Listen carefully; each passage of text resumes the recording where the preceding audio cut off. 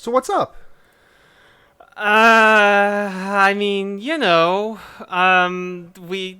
hard to come back into this after doing this last week and have something new to talk about, but Right? Right? it's been good. It's been good. I've been working on various things. I've been working on class stuff. I've been working on building a portfolio, I guess, doing that kind of professional bullshit and all that. So just kind of out here doing the damn thing, I Yeah. guess. Yeah. Yeah. I I started school again. Mhm. Holy shit. I'm sorry. Smile is just going absolutely apeshit in her tank right now. Wants to be on the podcast, has some She, thoughts about the movie. yeah, I'd let her out and let her roam free and be on the podcast, but I know for a fact that the instant that I let her out of my room, out of her tank, and let her just free roam my room, she will shit on my floor, and I, I got carpet down here. Well, that's the jigsaw trap, right? Yeah. Release the lizard. You can release the lizard to let her roam free, but the payoff is that she'll shit on the floor. I mean, I'll And probably just what I'll probably end up doing is just giving her a bath after we're done recording and trying to induce a turd and then let her run around. wonderful, wonderful.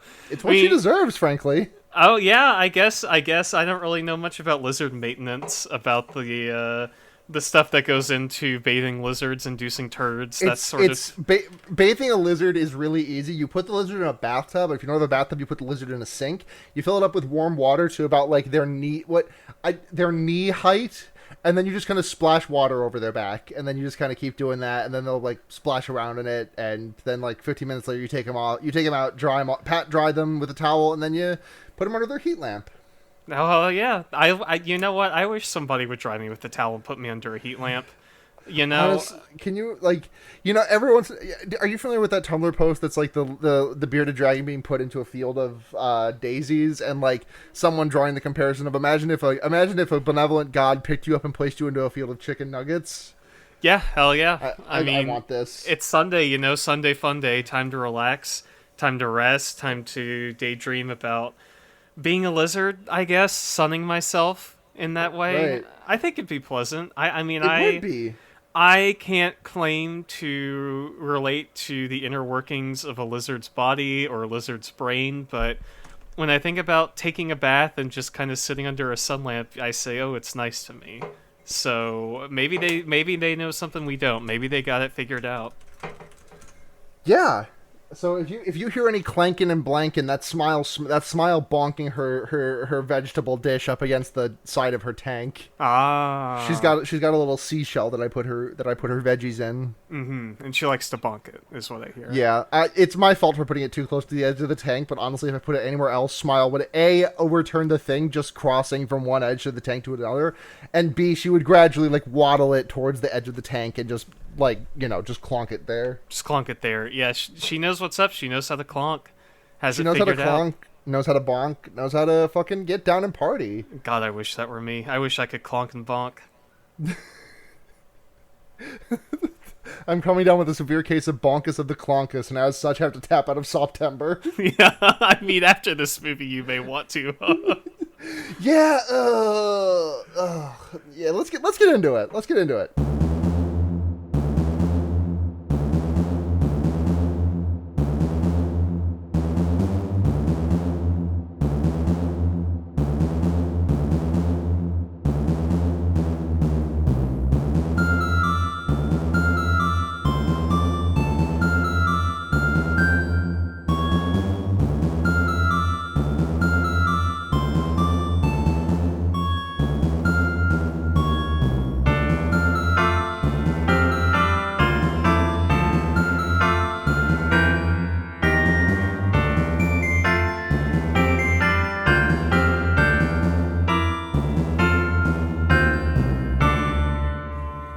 Welcome to Fear Baiting, everyone. It's your number one women are nothing but a vehicle for violence podcast. Yeah, it's your number one nuttiest ending 12 minutes in the entire Saw franchise podcast. It's your number one. Wait, what the fuck podcast? It's your number one. I just finished this movie. I need to go walk around my house podcast. I literally, that's what I said. I got off the call with which you were streaming Saw 4 to me, and I went and did some chores to like just occupy my mind with something else for a brief moment, because I knew that similarly to Saw 3, I would not be able to stop thinking about Saw 4 in a similar way. Exactly. Like, that's the thing about this movie is we were watching it, and just to kind of tee this up the way that I teed up the previous films, this is not one of my favorite Saw movies. I Yeah. think this is probably my least favorite behind 2. I think 2 is still the worst one to me. I think 4 edges it out just because the fucking John Kramer backstory stuff is so hacky and absurd, and it just... It really is, and and you gotta take the good with the bad. Yeah, I think this is my second least favorite, and then Final Chapter is above this, and then my top 4 is Saw 6, Saw 3, and Saw 5. So that said, the ending of this movie fucks. The ending of this movie is so stupid. It's so if you good. if you could excise the ending of this movie from the rest of it, like I think this would like the thing is that like I think this is a like what this movie is as bad as the other Saw franchise, as the other Saw entries that I've seen, with a really good ending. But the thing is, it's just dragged down so much by like we talked last week about like the woman getting boobied up and being like, you know, showered while she's all titted up in the freezer, right? Like, yeah. But like this is like violence to women on a whole other level that like is not foreign to me because I've seen a lot of horror movies, but I was honestly really disappointed by the lengths to which they went. Like, there was literally a point in the middle of this movie where I almost asked you to stop it because I was like, I don't want to look at this anymore for a minute. this one's a little rougher with all that than I remembered it being. I think that it is certainly, in terms of the writing,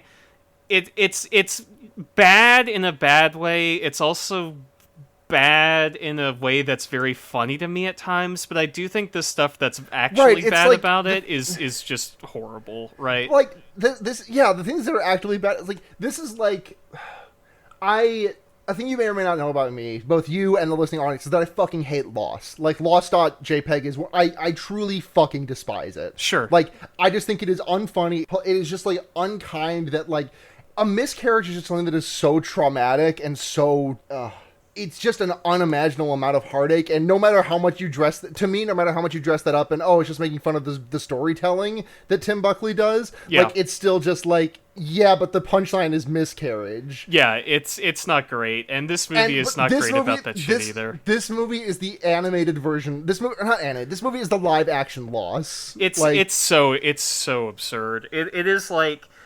I think like bad writing in Saw 4, right? Put a big heading up at the top of a whiteboard that says bad writing in Saw 4. Right. And I have a column that says good, bad, and I have a column that says bad. And in the good, bad column, the good, bad things about this movie are, number one, this is where the Saw franchise becomes a soap opera. It is no longer a series of horror films. It is a 7-act soap opera where people get dismembered sometimes. Very funny. Number two, the twist. Great. Stupid as fuck. It's so good. It rules. It kicks ass. Number three, John Kramer. Just everything Tobin Bell does in this film. Absolutely absurd. And then bad, on the bad column is literally every other thing that happens at any given moment in this entire motion picture. It's so much. Yeah, it is. The problem with this one is it's not only that this movie has such a just inherently misogynistic view of the world, and again, I think we've discussed this a little bit on this podcast, which is that everybody in the Saw franchise is either a cop, a killer, or a victim, and so it is this incredible narrative of this exploitative victimization of women, and it's married to the fact that this is where they decide that this franchise is going to have plot revelations every 20 seconds. So it's not only that it's bad, but it's happening so much, It's just just like happening so constantly. like Yeah. there's a reveal near the end of the movie that like is like it's a micro reveal, and like I asked for I'm not going to discuss it in length here, but like I asked for clarification at the moment because the movie did not dwell on it for very long because it was building up to another bigger reveal that had to happen 20 seconds later. Yeah. Yeah, totally, totally. I think you can look at the Saw franchise and split it up As like we are. this. Yeah, well, yeah, exactly. But you can look at the original 7 movies, not including Jigsaw or Spiral, and split them up like this, which is there is the first 3 Saw films, which all find their genesis in Saw 1, kind of 7 rip-off locked room thriller with fucked up traps, right? And then you have Saw 5 through 7, which is where it gets into like gruesome, stupid Looney Tunes, like Rube Goldberg trap contraptions, right? Like Saw 7, the final chapter, is the one with the cuck trap at the Apple store, right? It's the one where they put Chester Bennington in the car Yeah, and he like drives through the garage. Yeah, exactly. the Nazi death trap. Yeah, Jigsaw was off the Jigsaw was off the shits on that one. yeah, it's such a good trap. But Saw 4 is right in the middle of all this, where it is this transitory work between the tones of the franchise, between the 2 very disparate tones of these films. And like, it's like if the Old Testament and the New Testament had an intermission. yeah, exactly. I mean, it is the Book of Saw, right? It's a religious text. Oh my god, it is. So this Jesus movie, Christ. I think, is part of it is struggling to transition the Saw franchise into a new direction, because this is where the guy in the first movie who plays Adam, I think his name is Leigh Whannell, he wrote Yes, it is. Yes, it is Leigh Whannell. I have a friend who is fucking obsessed with him. Yeah, in a way that I love. very popular figure within the Saw fandom. But he not only starred in the first movie, he wrote the first 3. And this is the first one that does not have him involved as a writer. And you can kind of tell that they're trying to figure out what direction this franchise is going in. Right. And unfortunately, that manifests in like a lot of weird sexist violence and shit like that. But again, it is where they just say, fuck it, this is going to become Homestuck, where there's like 8 concurrent plot lines and shit is happening so often that if you miss anything, you will have no idea what's going on in these movies. So should we get started? Yeah, we probably should just work through this so we can talk about the bright points in the middle of complaining about this movie. I just wanted to mention that because I think I meant to do this last week, but I didn't. I love the Twisted Pictures logo. It's the Neversoft logo of movie logos to me. Oh yeah. Like, it's just, there might as well just be a fucking bouncing eyeball that bounces in like the Pixar lamp and then gets impaled by a stake in the middle of the words Twisted in Pictures. Yeah, it's a it's what it is it's like a spike, and then it spins around and pulls in all this barbed wire, and then Twisted Pictures appears. It's great. It's really representative of the whoa, that's so to edgy, Cecil. man, kind of ethos of this franchise. That is what, in fact, what happened to Cecil in this movie. Yeah, it kind of is. Yeah, I so much happens at the end of this movie. I already forgot that he was in it, but Yeah. God, let's go ahead and get into it so we can just work through this mess. So we open with Jigsaw hanging brain in more ways than one on an operating table. His dick is out, and also his literal actual brain is coming out because they're doing an autopsy on the man. And I'm just like, I knew you had told me multiple times that Jigsaw does not come back moving forwards. Like, he is a dead person. Yeah. But I still, even watching this, I was like, okay, but there's gonna be a thing where he surges up and is like actually alive for one last scare, right? Yeah. Like, even as his brain was literally removed from his skull, and like they're cracking open his like chest cavity to get at his tummy where he saved his special little wax cassette treat. Yeah, God, his wax cassette treat that he set up in Saw 3. I agree. Like, when I watched this franchise for the first time, I was under the impression that Jigsaw would come back, right? like that there would be in these first 7 movies a like twist where it's like, oh, it was like a body double or it was an evil twin or something like that, because that's stupid, but it's not outside the realm of the absurdly stupid storytelling they do in this movie. But he never really does. Like, he's just kind of dead. And Yeah, so we Jigsaw, like Eric Kripke, was only present for 1/3 of this franchise's runtime, the same way that Eric was for 1/3 of Supernatural's runtime. Yeah, they should have had Jigsaw do a Jason Goes to Hell type moment where a worm comes out of his mouth and it jumps down Hoffman's throat or whatever, and he becomes the new Jigsaw. God, every time I think about Supernatural, I remember the fact that like I watched 7.5 seasons of that show. I didn't actually get halfway through that 8th season, but don't worry about it. I watched over 7 seasons of that show, and I still have seen less than half of all the available episodes of Supernatural that there are in the world. Yeah, I was gonna say that seems like a small number, because what it has, like, they had like 18 seasons or something like that. They wound up having 15 seasons. 15, jeez, yeah. Yeah. Was it good? Let me see how. Oh, there were moments. Yeah. 327 episodes. Jesus Christ. Off across 15 seasons. Only one of which had under 22 episodes. So yeah, I have seen less than half of all of available Saw movie. Yeah. Or not Saw movie, Supernatural episode. Well, you have seen less than half of all available Saw movie. Wait, hold on. So you've seen 1, 2, 3, and 4, and you've seen 7. So that I've leaves... not seen 5, 6, Jigsaw, and Spiral. Okay, so you're like... So I'm halfway. Yeah, I'm you're halfway. You're halfway. Yeah, we should wait a little longer and then do Jigsaw on this podcast, because I'd love to talk about it. Yeah, I'm just looking over a list of like Supernatural episodes right now, and I'm like, oh wow, I remember way too many of these. Yeah, that's like when I got really into the peak Moffat era Doctor Who, and I look back on that like, oh, just some of those are good. I would believe that. It's just been so long. It's been so long. I like the It. Sure. Do we like the It on Saw 4? Do we like the It when Hoffman plays the gay little wax cassette tape and Jigsaw's like, hello, Detective Hoffman, if you're listening to this tape, that means that this movie's about to get wild and fucked up, and my work is not done. Like, it's a tape that's just very ambiguous, for reasons we'll get into later, and it's just like, oh, Hoffman, you dumb bitch, I'm not dead. I mean, I am dead, but my work's not done. The game is just beginning. And then we get the first trap. We get the first game of this movie, which is... I just want to talk about the flashback that we get to Jigsaw eating the cassette. Yeah. It's just so funny.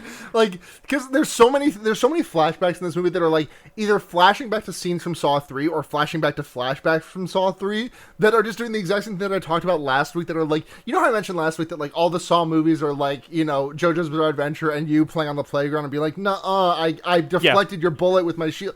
Like, this movie's doing it in the opposite direction, where it's like, okay, so that happened, and then right after that, yeah, it's basically saying, oh, one more thing. It's Columbo voice, just one more thing. Because we saw Jigsaw douse that cassette in wax, but we did not see him slurp it down until the flashback. They made sure we saw that flashback where he slurps that shit, which is so funny to me. Yeah. You did expressly forbid me from making a John Kramer throat goat joke on this podcast, so I will mention it, but we can go ahead and move on to the mausoleum. No. This is why he was testing Detective Matthews with that flashlight in the last one. Oh, yeah. He was afraid. He felt the Detective Matthews was making claim to throat goatitude that he could not back up, because Jigsaw knows firsthand who the real goat is. Yeah, he just who the real glizzy gulper swallows this wax cassette, no water, just throws it back. Great stuff. This man can take antidepressants without water. This man does not get heartburn from it. No, that's his true secret power. We all know that Jigsaw's the real serial killer, but he's like, oh, I wish somebody would just recognize me for my throat talents, that's all I ever wanted to be, was the throat goat. All I ever wanted to do was gulp glizzies. He certainly fucking does. So Yeah. he gulps the We glizzy. get our first he gulps the glizzy, and then we get our first trap. Yeah, which I believe is I have the Saw wiki open. This is just referred to as the mausoleum. Very. Oh, can you check that guy's that one guy's DeviantArt? Remember from last week? Oh yeah. I looked last week, and it seemed like they only had a couple like Saw trap type situations. Oh, But I will that's a shame. go ahead and Google Saw mausoleum trap and just sort of scroll through Well, make sure you add tickle to that. Saw mausoleum. Click space Tickle. Saw mausoleum. No, it just brings up the angel trap again. I've got one that seems to be lasers. Yeah, Jigsaw Tickle Torture Trap 3, which seems to be a woman who is Sydney, you win, but you pay the late of solution with 2 hours tickling. Goodbye, Spy Girl. Okay. Hell yeah. Great shit. Good shit, Man, OP. if googling jigsaw tickle torture trap gets so many results. I can't. I have to walk away from this one. You have to run away. This is poisoning my search results for the next 10 years. Yeah, this is fucking the what is it? The no deems are esteemed here of Google searches. The Yeah. nothing of value is kept here. But yeah, it's the mausoleum trap, and what this is it is a lawyer who becomes a character in the film later, Art Blank, and a guy who I think is unnamed, what the wiki denotes is Trevor. And what this is two dudes in a mausoleum, and they are hooked up to this winch type like contraption. And this one's interesting in that there is no jigsaw tape for this one, right? Like we don't get John coming on and saying, hello, Art Blank, I'd like to play a game. Like it just kind of starts, right? And the guy Trevor has his eyes sewn shut, and Art Blank has his mouth sewn shut. And they're in here with this trap, and they have these gay little axes, like these tiny, like 5-inch axes. And I don't even know what the point of the game is. They have keys, and I guess they're supposed to be able to communicate with each other. Well, But they're explicitly like, they're fucked up in a way that they cannot communicate with each other because one of them cannot see, Yeah. and one of them cannot speak. So there's no way for them to communicate. Though one of the guys is acting very hostilely to the other guy, who is clearly like just making. that's noises. the fucking thing about saw traps is so many of them are predicated on two people not communicating with each other, and it's just like rip to this dude. But if I woke up without my eyes, I'd just be like, okay. Stay calm. We're gonna figure this out, right? I'm not going to freak out. I'm just going to be normal about it. Like every fucking Saw movie has at least one trap where people just act a fool and get themselves killed. But this one is like the way it goes is they fight for a key, and Art Blank ends up strangling Trevor with this weird winch trap with the chain and all that crap. I mean, is this a good Saw trap to you? Would you consider this a good Saw trap? Not really. No. Especially because I'm sure that the other guy's identity will be explored in some future Saw movie because that's how these ones all are. But like just working off of Saw 4 and all of the pre-existing the Saws 1 through 3 that I have seen, the thing that's like really bugging me about this is like what if so even if this other guy has some like maybe this was like because we found out that this art guy is like Jigsaw's lawyer or some shit or whatever the fuck later down the line, and like my question is what if this other guy had been the one that survived, like what is his relation, b like the things that the survivor of this trap has to do are like, I feel like if you had to have the stitches that are closing your eyes, like, removed, you would probably not be able to access the hand-eye coordination required to do these things that Art goes on to do. And at the end of this trap, Art, like, he just gets so mad and pissed and angry that he opens his mouth and breaks the stitches. So why could he not have just done that at the beginning? Why could he not have just ripped his shit open, you know? It's a little like not to ding the writing of Saw 4, a famously ironclad narrative, but I just think this one's a little contrived. Doesn't make a Yeah, whole lot of sense in the grand scheme of things. it's yeah. It just doesn't really the pieces on this one like I every single thing in Saw is like I'm trying to think of how to phrase this. Like, you know how in Game of Thrones everything happened because of the script? Yes. Character motivations were like, okay, this character is not going to react the way like everything in God, this is such a weird complaint to lodge, but it feels like everything is just like happening, and like if anybody reacted ever so slightly differently, then everything would fall to pieces, Yeah. and and Jigsaw's grand scheme would be ruined. Like, he is not a mastermind of manipulation. He's just going fucking runner on all this shit. Like he's getting extremely lucky with all these. Like we even see a flashback to one of his early traps in this movie, and the guy in it just falls out of it, right? Like he's got this dude in the chair and the chair just breaks. And I feel like Jigsaw never got any better at planning than that. He just got better at making the traps, right? Right. Like the Saw 1 trap is just like I'm sorry, I know I keep going back to this, but like, he took muscle relaxants. He would have shit his pants. Doo-doo ass, yeah. Eventually in like Saw 6 we're gonna get a flashback where we get an interior monologue of John as he's laying on the bathroom floor. He's like, oh, God damn it, I wish these dudes would just get this over with. I gotta piss so bad. In Saw 6 we get a flashback to like him just after shooting up the muscle relaxant. Like, he just like literally like pulls like a wine cork out of his pocket and just pops it in there. Oh, boo, boo.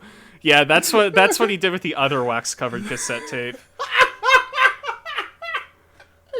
So this trap happens. He took that one suppositorily. Yeah, he got that one way up there. We didn't see that part of the autopsy. So there's a conclusion to this trap. Art Blank makes it out, kills the other guy, and then we cut to the kind of the police ensemble that this film follows. We've got Rig, we've got Rig, who's like the main character of this one. He's our Jeff for this movie. Yeah. We've got Hoffman, who we saw very briefly in the last one. Very normal man, Detective very Agent normal Hoffman. man. Yeah. Jigsaw quotes did not spoil this movie for me. We've got Agent Strom, I think is his name. Mm-hmm. Yeah. And he's like their boss, I guess. He's like coming in. Yeah, he's like either coming in from another department or he's from the FBI or something like that. Like, he is coming into this investigation from outside the police office of this like ambiguous shit city, But he I think is above them in the pecking order to some degree. Yeah. And those are cops, right? We've also got Agent Perez, the lady. Yeah, cop. Agent Perez. So we got Strom, we got Hoffman, we got Rig, we got Perez. Those are our 4 cops. And they are we open with them finding Carrie from the last movie, who got her torso exploded in the reverse angel trap. Yeah, the spicy angel trap? The spicy keychain trap. Yeah. The spicy keychain, the piss jar trap, the rainbow the rainbow dash key trap. Oh, come on. I'm sorry. Listen, if I see a mason jar, it's just instant. Just the synapses fire. Yeah, no, I get it. Do you want to talk about? So this is where we get. I'm currently staring daggers into the mason jar that I keep all the change from my tips that I get at work. Yeah.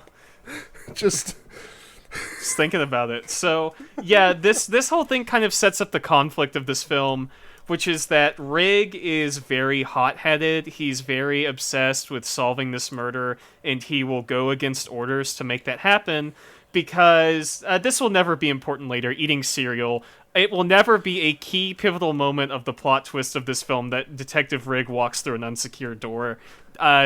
impossible, won't happen. Because what happens is like they send like a little robot with a they send like a fucking Mars rover into the room. Yeah. And they see like Carrie hanging from they just see Carrie's body, and Ray like rushes in there and is like, "Oh, Carrie, I'm gonna save you." And then he finds her, and there's like a little rat coming out of the Yeah, ribcage. there's a rat coming out of her abdomen.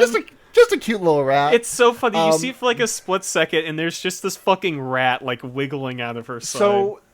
So the thing is that like the timeline of this. So I guess this is the spoiler for the movie, but this movie is contemporaneous with Saw 3. Yeah, the big twist of this film is that it is revealed to be taking place at the same time, and somewhat before it as well. And the thing is that like how long was Carrie's body down there that a rat started to make a home in her rib cage? That is an excellent question. Like I know if I start asking these questions, I'm gonna be here all fucking day with this franchise. But I'm still just like, damn, she really rotted out fast. Those rats did not wait. Well, you've seen how unsanitary Saw City is. You know, they were probably just like on her in a fucking instant. Yeah, honestly. Yeah. It's just like Dishonored. Like a corpse dies and the rats are just upon them instantly. Yeah, the rats get a heads up alert on their UI and they immediately swarm. I don't know, maybe Jigsaw released the rats in there just for dramatic effect. You know he's a messy bitch. Like, yeah, he is a messy bitch who lives. Well, Amanda would have done it because that was her trap, but yeah. Or maybe Hoffman did it. Maybe Hoffman did it. Maybe John did it. Maybe one of the other secret apprentices did it. Would it surprise you to know that by the end of Spiral there are like 3 more Jigsaw apprentices? I fucking hate this franchise so It's so good. It's so good. It's bad. These movies are bad. Like, these movies are bad. Right, these movies, like, have such a myopic view of, like, anyone who has ever committed a crime in this movie has done it because they are twisted and fucked up and evil. Yeah. And there is no societal... Like, I think we talked about this a lot last time with with Troy or whatever that guy's name who was in the Hellraiser trap. Yeah. Where, like, Jigsaw is like, "You've been in and out of jail 50 times. This is your fault and not systematic in any way." Like, everyone who does bad things in this movie is just a fucked up, twisted guy about it. And, like, we see that later on in this movie with the whole Cecil character. And it's so myopic. It has such a bad opinion of every single person. Like, absolutely. The thing is that this franchise is both extremely misanthropic, and also on top of that, it's like misogynist. Yeah.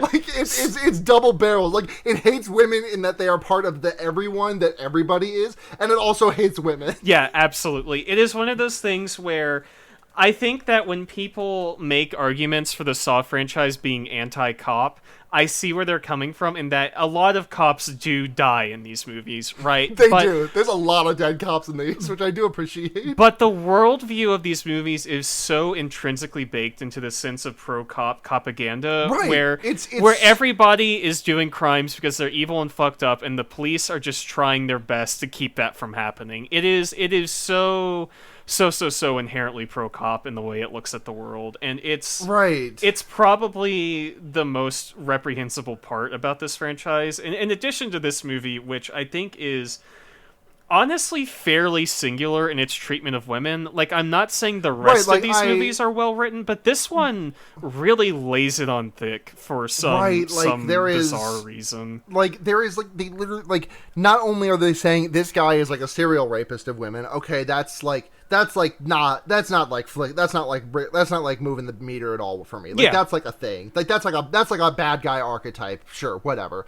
But then they show me footage. They show me like videotaped footage of this guy doing sexual assault. Sucks and ass. like, yeah, it's real bad. They show me Jigsaw's wife like actively miscarrying. Like, they show the moment of impact that causes her to do it. Yeah, like it's so surreal. It's one of those things with this movie where it boggles my mind because I can't believe anybody would be stupid and audacious enough to write this shit into a film. And so I'm like, I just can't believe this is happening. But then it's like, well, it is happening and it sucks, you know? So Saw 4 is one of those ones that I think kind of, if you are into these movies like I am and are sort of brain poisoned by them, This one is the one where it's like, okay, yeah, like you can laugh at these movies and be brain poisoned by them, but just remember that they do actually suck ass, you know? Like Right, these right. are not good films. And This is the garbage you are consuming. exactly. And from like here, like Saw 5, 6, and 7 do get into like they I think they pedal back a little bit on some of the misanthropy of these movies. I mean, they are still extremely nihilistic, but they're also so wrapped up in themselves and just being goofy Halloween type shit that it doesn't really come across as gross and uncomfortable as this movie does, right? And Right. so it is one of those things where you do kind of come face to face, like you turn that mirror of irony and self, sort of self-awareness on yourself, and you have to say, okay, like, yeah, you can laugh at these movies, but don't forget they are bad and they do have problems, you know. Yeah. So But so yeah, we're in the hell dumpster, like we're in the 50th hell dumpster dungeon that they have found this week, which is where Carrie's body is, and they're like just talking about like, oh, Amanda Young couldn't have done this. She's like, she weighs 20 pounds less than this woman. There's no way that she could have hoisted her up onto this. She had an accomplice. Jigsaw could have done it. He's an old man dying of cancer. fucking Wonder who his Hoffman, accomplice is. fucking normal man Hoffman is like, oh, what if I need to nail down a Hoffman impression. He's got that I don't know. I'll try to get it before next week, but he's like, what if Jigsaw had a series of pulleys? And it's like, yeah, really normal shit. Jigsaw out here doing like Mythbusters type contraptions to lift this woman into this angel trap. Honestly, the thing is that like I knew that Hoffman was like, I knew that at some point Hoffman became a Jigsaw. I did not realize that it was that. Like I did not like. I honestly thought that like the police thing was like, yeah, I can see Jigsaw doing that. Like I can see Jigsaw like getting this woman on like a fucking like shit, like hooking something to the back of her neck, and like you got like 6 different pulleys, and like he's just like turning a tiny little winch like a pencil sharpener. Yeah. Yeah, very normal man, Detective Hoffman. So they are like, okay, there has to be a secret Jigsaw apprentice. I wonder who it could be. And then we go, I think, into Detective Rig watching the footage of Jigsaw's ex-wife's interrogation. And Yep. this is where we get him looking through like a stack of magazines and books It's about so Jigsaw. funny. It's so Because funny.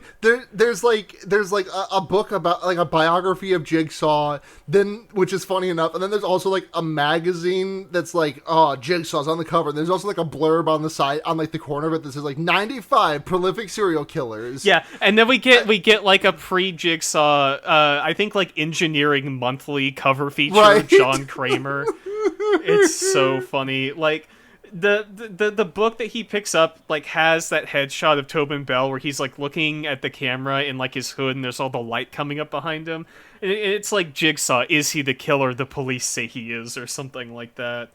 Just nonsense. The fake news media tackling Jigsaw. Yeah. There's another really great moment in this movie later where we see like a National Enquirer type newspaper that has a picture of Billy on the front. Really, really fucking funny stuff. But Billy's presence in this movie is so fucking funny. yeah, he kind of starts showing up less and less as the movies go on. But when he does show up, it's always very funny. In this, we kind of get started here with Rig.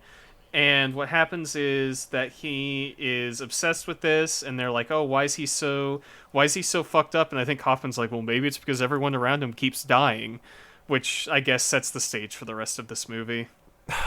Jigsaw's motivation for kidnapping Rig makes literally, and putting him in this trial makes literally 0 sense to me. Yeah, Like, we'll get to it in a minute, because like, let's get to it when we get, like, when it comes naturally, because the next thing that happens is, Riggs watching those interrogation tapes, and we hear Strawn shout really loudly, like, "What about the tricycle?" yeah, In a way that's really funny. And also, I didn't realize until right now that every flashback of Strawn interrogating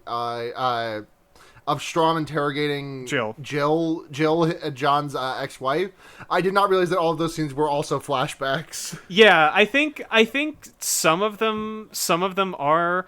Some of them, like when Some of them are just she's been retaken in for questioning. Yeah. This movie gets real fucking loose with it. Like this is where these films get harder to talk about because not to spoil anything, but Saw 5 is an hour-and-a-half movie that exists only to retcon Hoffman into Saw 1 through 4. So it's gonna be a real doozy. But yeah, he's interrogating Jill. Shit goes down. We get a lot of the really good transitions in this movie where like someone will do something and then it transitions like in the same physical space, you know, like where a character will turn a corner and as they turn a corner they like the camera goes around the corner in a different location, you know. Yeah. There's one of the funniest ones that I've definitely seen on Twitter, comes in a little bit, but we'll talk to it. So Rig goes home from his job, and his wife is like on her way out. And at this moment, I'm like, oh, Rig's about to get divorced. Yeah. Also, his wife just vanishes. Yep, his right? wife does not come up again for the rest of this movie. I have no idea where she is. I don't know if she appears again in these films. I don't know. Tremendous. Yeah. So he gets home and Rig's wife is like, oh, I left you dinner in the fridge. I left you a note that says I love you. I'm going to my mom's for a few days. Please come. I miss you. And Rig's like, nay, me job. Yeah. Should have fucking listened to his wife, you know? Yeah. And then Jigsaw decides to punish him for being a bad husband because Jigsaw gets his ass, as does, and Hoffman also gets it. We also see footage of Hoffman getting it, which is like, given that we know at the end that Hoffman is like pulling the strings here, who got him? So you mean who kidnapped him in the pig mask? Yeah. I think that was Hoffman. That would have been Hoffman. No. Who kidnapped? Because someone gets Hoffman. I'm like 99%. I could be misremembering, but I'm like 90 to 95% sure that there was a scene of someone getting. Don't Hoffman, worry about it. My notes say Hoffman gets got also. He does get got, so that means like the only reason he gets got is for the benefit of the audience, right? To like preserve the twist that Hoffman is the Jigsaw apprentice. But literally, who does it? Is it Art? Does Art do it? I guess it could be Art, the lawyer. I will say it could be one of the other secret Jigsaw apprentices that show up later in these movies. Right. I forgot about. For a blissful few moments, I forgot about those. Yeah, the other Jigsaw apprentices that they retcon into patch up plot holes like that. So I mean, who fucking knows, right? It's Calvin Ball. Incredible shit. So yeah, Rig gets got, and he wakes up in his own. He wakes up a few hours later with a shower in his own bed. I didn't realize this was his own apartment for a while. I thought this was like another hell dungeon of Jigsaw's, but it's just Rig's bathroom. Mm-hmm. And he's like getting blasted with shower water. He gets up, cleans himself off, and like this is when I think a little bit earlier is when we saw it, but like this man is jacked in a way that's really weird to me. Like I'm not saying that this guy cannot be muscular. Like his body seems like toned in a way, but like the muscles just look like it looks like a muscle suit a little bit. Yeah. It's just I don't know what it is, but you're right. It's very funny seeing him walk around in his apartment just like in his underwear at the beginning of this. Right. Like I like that's what I don't get is that. So he is okay. No, wait. So hold on, because he's not in his underwear when he's doing the trap, right? Like he's dressed, right? Yeah, Jigsaw was uncomfortable with having to look a man's bulge in the eye. Yeah, they fucking he put pants on. Hoffman fucking put pants on this dude. Like why? Yeah, he didn't want Art Blank looking at those cameras, like checking out this dude's bulge. But sorry, Rig, but I will not let this look gay to the viewers. Yeah. I don't know. I think the Saw franchise could do with more sexy men. You know, it could. Jigsaw wrong for this one. Yeah, you did mention that Hoffman has those DSLs, but I don't know if we'll get into that. He does. He's got those fucking puffy Tom Hardy lips. Yeah, fucking Hoffman. So we get to the first trap, which I'm about to be. Yeah. let's listen. Yeah. Listen, those DSLs. We gotta find some D to S. Hello, Hoffman. For years, you've been going through life with your dick-sucking lips, but have yet to put them to use. Well, now in front of you. Okay. Anyway. Now in front of you is a glizzy. Gulp to your heart's content, Hoffman. What is this fucking characterization we've come up with for Jigsaw on this podcast, where he is just like all about just slurping that schlong? He's a homophobic dick sucker.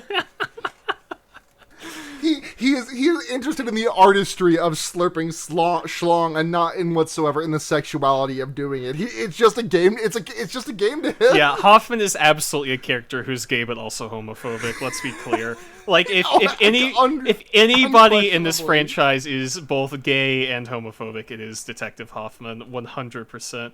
So trap. There's a trap here. The trap. We get like our first footage of we see like some video footage that Jigsaw's piping into the thing of like Hoffman and Matthews being, because Matthews is back from the last one. We get a little flashback from the last movie of him and Amanda's hustling, and then we see like a short thing afterwards of like Jigsaw dragging, or not Jigsaw, we just like some masked figure dragging Matthews into the torture zone where he's like strung up on a block of ice, and Hoffman's there also. It's whatever, don't worry about it. Fucking block of ice trap. This is I knew that at some point in this movie someone gets their head stuck in like a box. Next one in Saw 5 that happens.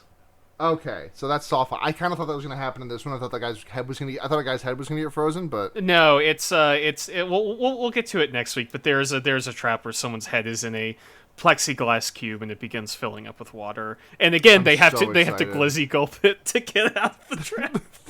I'm saying Hoffman, not Hoffman. Jigsaw claims to be about teaching people the value of life, but he's really teaching people the value of just like slurping down hog. Claims to be pro-life, gulps glizzies.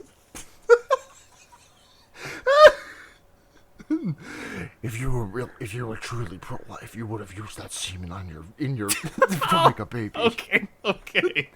Okay, all right. Yeah, there's an ice block trap, and I don't think the movie ever explicitly lays the ice block trap out, but it's absurd. It is a trap where Detective Matthews is on one end of this big seesaw, hung from a chain, standing on a block of ice, and then Hoffman is tied to a chair on the other end of the seesaw. And how this works is that if something happens and the block of ice melts, then the weight differential between Matthews and Hoffman will like tip the seesaw, and the water from the block of ice will then electrocute Hoffman. It's so nutty. It is probably the most convoluted trap in this whole franchise. And then at the end, it turns out that not only is there this seesaw, but there's also a Mickey's Dick Smasher type set of ice block hammers in the ceiling of this warehouse above Eric Matthews. Yeah, I called it Mickey's Dick Smasher as a joke, just like because I thought Donnie Wahlberg looked to be in a funnily precarious position that I would consider similar to the one you'd have to be in to be inside of Mickey's Dick Smasher. I did not expect him to like got like Texas Battle did in Final Destination 3. Yeah. No, I love anytime a movie has a character die by their head being smashed between two objects like that. Mm-hmm. Like I'm not saying like I don't want to see someone get curb stomped. I'm saying like I want to see someone's head get squished between like literally the Mickey's Dick Smash with two objects of equal force coming at them from both sides and squish of their head. Say what you will about this movie, but the editing is so good, and it's so good at the end where like it just instantaneously the trap goes off and like bam, Eric Matthews' head gets squashed like a watermelon. But that's at the end. That's at the end of this movie. Yeah. So we gotta talk about this. 48 trap. Minutes into this podcast, 20 minutes into this 90-minute movie. Listen. This is how you know September is gas. We're just giving the people what they want. Yeah, absolutely. Which is a lot of talk about glizzies, apparently. So there's a woman who's trapped in like this weird chair. And this is the thing that was used for the poster of this movie, right? Yes, yeah, the woman in the pig mask chained to this like contraption. Right. And I saw this woman and like I just assumed immediately it was gonna be the Riggs's wife or Riggs' wife. Would have made sense. It's so weird that his name is Rig. His last name is Rig, because I keep wanting to say his name is Riggs with an and S, Riggs is, but I have to say Rig apostrophe S. Yeah. It's Riggs. I assumed it was Riggs' wife. It's bizarre. It's an interesting choice. It sounds like I stumbled on saying the name Rick halfway through. Yeah, Riggs' wife. Oh, okay. But so this woman's like hair is tied to just a bunch of gear, a bunch of crankshafts, and like it just starts turning and starts scalping her. And Rig gets some like cryptic instructions like you have to let her be tested, but also do the damn thing yourself. I'm really not sure what Jigsaw was going for with this one, because there is like, if he doesn't help her, there is no way for her to be freed. Yeah, I don't know what Jigsaw's line of, because what happens is because like Jigsaw talks down to him, is like, you were always trying to save other people, but sometimes you must let them save themselves to learn something.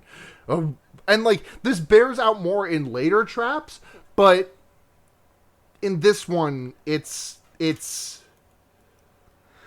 I don't know. Like, I think the thing is, like, if he had just left her alone, nothing would have happened, right? Because the trap doesn't start until he's like jostling her around and like trying to pull her out. Until he like throws the pig mask off. Yeah, when he and, takes like, off the pig mask, it triggers like a hairpin type thing.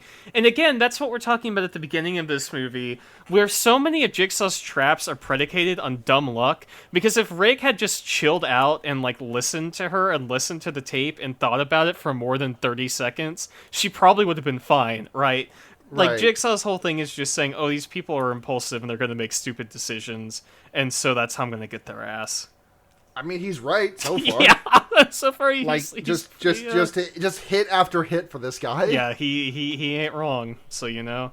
I mean, he is wrong, but he ain't wrong. Right. So her hair just get like, we find out this woman's like a child.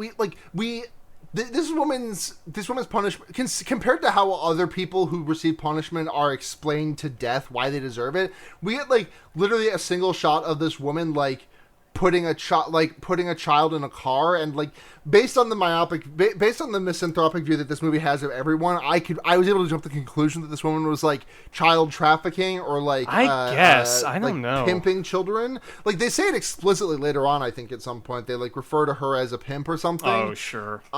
Like when the rapist guy is getting his, you know, when he's being drawn and quartered, like yeah. The way the rapist guy dies is genuinely so fucking funny. It's so funny. I just wish that like that scene beforehand did not exist, right? Right. But so Rig is like, oh, I'm gonna get you out of here, and he manages to get her off, like as her scalp is most of the way off of her head, but she survives. She tumbles forward. She pulls a knife out of a drawer and starts swinging at Rig, and then Rig just like finishes the job of the scalping and kills her. Yep, just fucking murders her.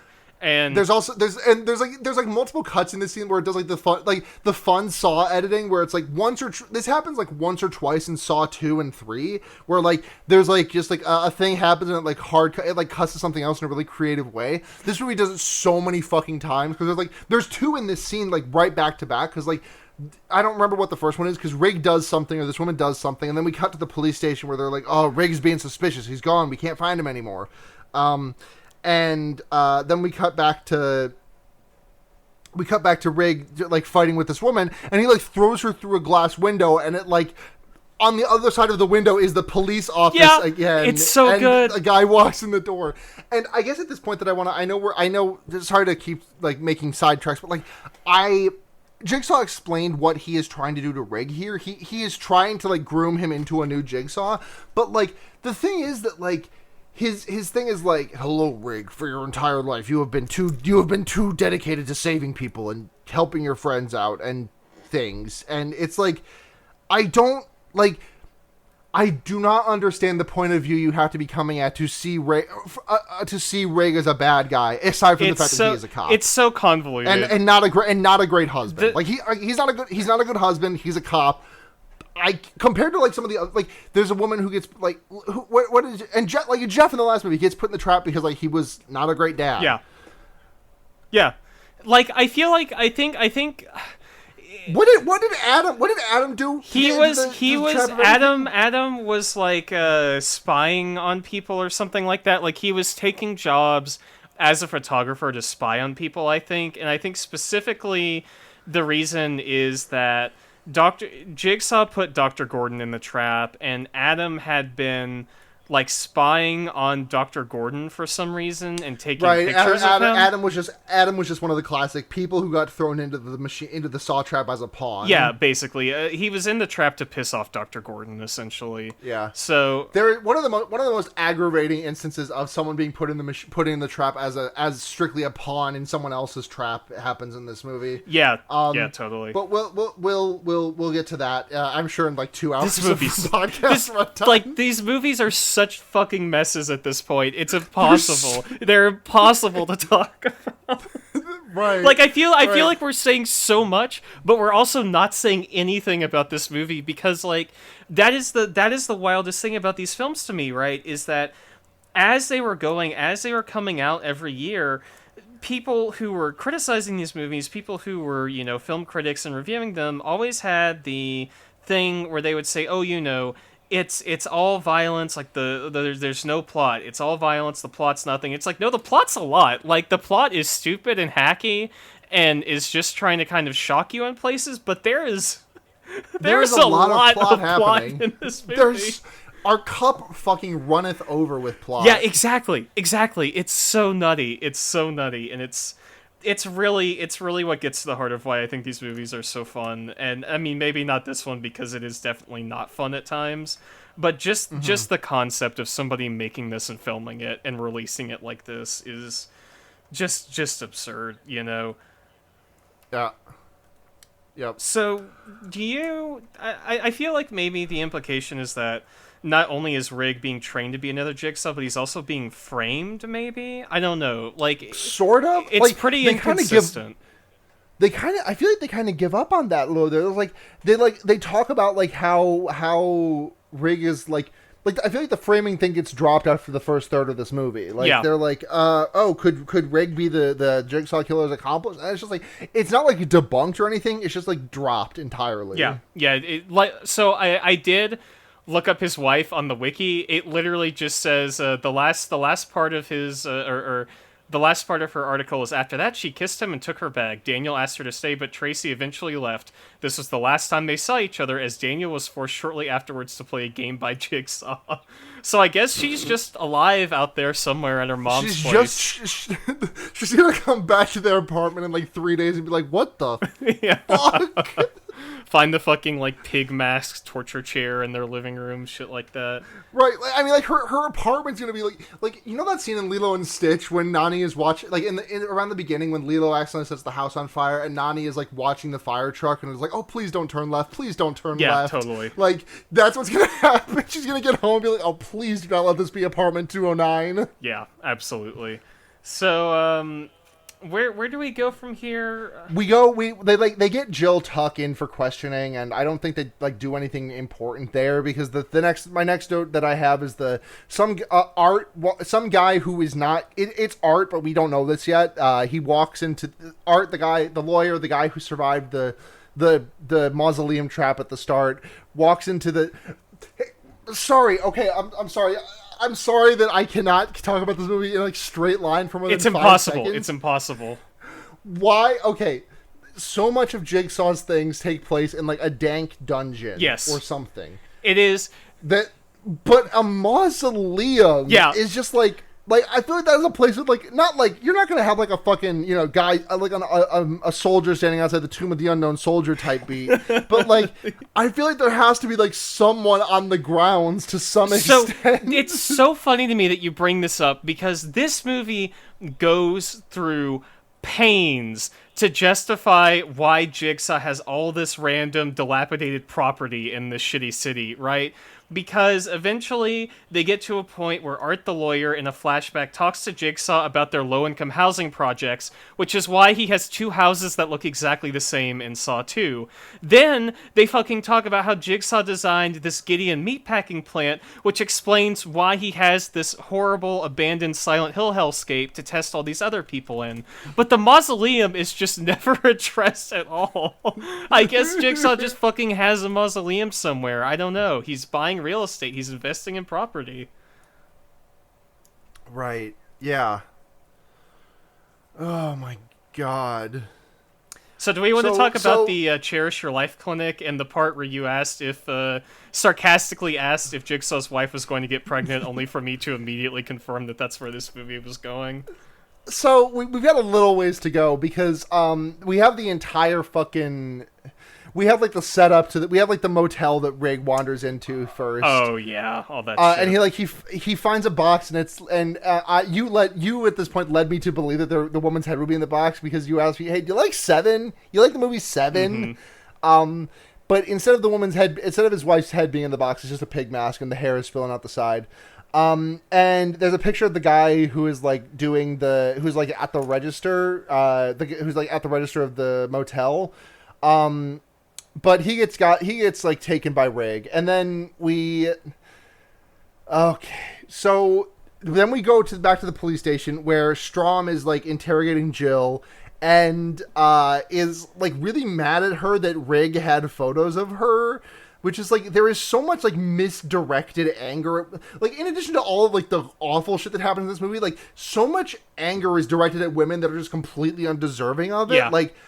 Like, okay, Jigsaw's wife, suspicious character, sure. I do not get how Rig taking photographs of her without her knowledge is remotely related to her in any way, shape, or form, aside from the fact that she was a subject of a potential voyeur. Yeah. But anyways, so Jill, like, fucking yells at him, and then there's a flashback to, like, some fucking knockdown, drag out brawl at Jill's hospital, because so... God, I know I keep asking this. You still haven't seen it. You haven't seen I Think You Should Leave, right? I've seen some of it, but not a lot of it. Okay, so there's a sketch in season 2 where someone just says, "This is the maddest I've ever been," and then floors the gas on their car and causes a car accident. That's literally what this scene is. Yeah. Right. This guy says, "This is the longest I've ever had to wait for a doctor. 3 hours? What the fuck?" And then everyone starts yelling. This guy's about to pull a knife, and then Jigsaw walks up and is like, "Hey, buddy. Don't do that. Okay, bye." Yeah, he's like you're being my problem, and now you're about to be everyone else's. And he just kind of does that like look Tobin Bell does in these movies, where he kind of purses his lips a bit and just like looks at them from under his eyebrows. Really great stuff. But yeah, this is so funny. Like the fucking writing of this movie, where it turns out that Jigsaw's "Cherish Your Life" thing was the motto of this clinic that him and his wife ran, and like that's why he uses that. This whole thing is just this absurd supervillain origin story for John Kramer, which is an origin story we've already gotten pieces of in the previous 3 films. Like they just feel this need to keep compounding onto it, and I don't know why. It's like, you know that fucking like that like adage that goes around about like the professor he fills a jar with marbles, and then he fills a jar with he puts like the jar is filled to the brim with marbles, you can't fit any more marbles in, and then like he pours sand in there to the point where you can't fit any more sand in, and then like he pours coffee in there to the point where you can't fit any, like that's Jigsaw's backstory. It's literally them saying, okay, shit, we killed Tobin Bell, the best part of these movies, how do we keep working him into this franchise? And so they just keep tacking bullshit onto it until it's just this towering monolith of stupid bullshit that comprises this character's backstory. It's a single page script with like 12 post-it notes attached to it that are like cascading off of each other. Yeah. God. So, okay. So, this is when we get the flashback of Jill. Jill is like, we find out that Jill is pregnant. We see John building a fucking like cradle in his Jigsaw workshop. Like, I literally, when I turned, like, I saw Jill, like, walking into Jigsaw's, like, fucked up workshop, and she looked a little, like, I saw, like, a little bit of what could have been a baby bump, but I honestly thought it was, like, a thing of the light, so I just, like, made a right comment, like, so which movie does Jill get pregnant in? And you just, like, stone-faced responded, I think it's this one. Yeah, this one's the one. Yeah. I lost my fucking mind. We get, like, a little bit of a tour of this, and we see that, the Billy the Doll was originally, like, a little, God. like, fucking, like, this is the fucking gay boy berries and cream ass looking doll. This looks like Slappy from Goosebumps. It has a name. I'm on the Saw It's wiki. Billy. No. This prototype one has Proto a different Billy. name. Yeah, Proto Billy has a name. It's like Andy or Jimmy or something like that. Let me look it up here. Bobby is Bobby. Okay. Let me send you this great fucking picture of Bobby on the Saw wiki that I think it's like a set photo. But yeah, we see the original. It's so good. John Kramer just patting the puppet on his head like it's his little son. Oh my god. So yeah, he builds Bobby. He has the cradle. And my next note is the bit about the fucking the way the motel scene concludes. So I don't remember if this is where the clinic stuff happens or if that's later. So, okay, what happened? What the fuck happens next? Right, next is when we get Rig putting the rapist guy in a trap. And listen, all power to Jigsaw for doing this one. This guy is like, oh, I only did it the one time. I made a mistake. I atone. And we go into another room where where it's like, this is where it starts getting bad because you see like all these photos of like battered women that this guy took. It's very gratuitous, yeah. When sexually assaulted, and then a tape starts playing, and Jigsaw is like, "Hello, you are going to put this man in a death trap. You must let him save himself. Also, here's some footage of him raping a woman because we really want to just up the shock value on this. It's so bad. Like the whole thing about this movie is that you wait for 3 films for Jigsaw to start testing people who aren't just like depressed, right? To go after people who are actual like criminals who have done actual criminal acts, and it finally does, but then it's completely undercut by like, yeah, we're gonna do that, but we're still gonna make you watch this horrible footage, and it kind of ruins this movie for me, I'll be honest. Like, as much that's in here that I think is really funny and is just hilarious and stupid and hacky and wonderful, this whole scene just really spoils me on this experience for a large part of it. Yeah, it's just really rough. Like it is like it is more than we have ever seen of a perpetrator, of someone being put into a Jigsaw trap.